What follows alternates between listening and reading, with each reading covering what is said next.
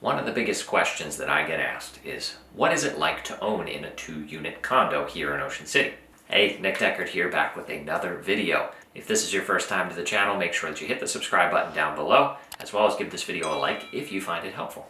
So roughly 70% of the island is made up of what we call a 2-unit condo. Those can be side-by-sides, those can be top or bottom. We affectionately call them all duplexes. Unlike a traditional condo, there typically is no monthly fee. These buildings are governed by what we call a master deed, or what's most commonly known as condo docs. And that is a legal document establishing this building as a true condo. It breaks down all of the bylaws just like a condo association would have, but in reality it functions a little bit differently.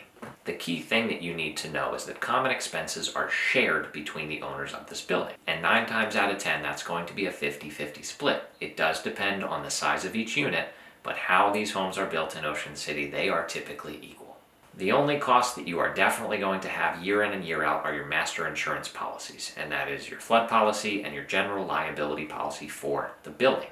Now, all other expenses, repairs, maintenance items are typically split as they arise. So let's say, for instance, you need a new roof. It's been determined that there's a leak, or whatever the case is. Both owners would come together, get a contractor, and split the bill.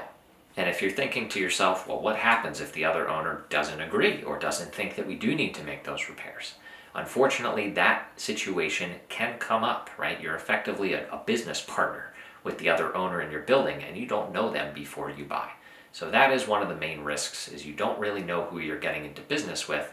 And if you start with somebody good, that can change at any time. So while one owner is responsible and kind of the lead for making sure that the insurances get paid, that's about where the responsibilities end. Everything else tends to be pretty informal unless a disagreement arises. Then you want to make sure that you're comfortable with what the master deed says. So as a part of buying one of these in our contracts, we do have time carved out for you to review this master deed.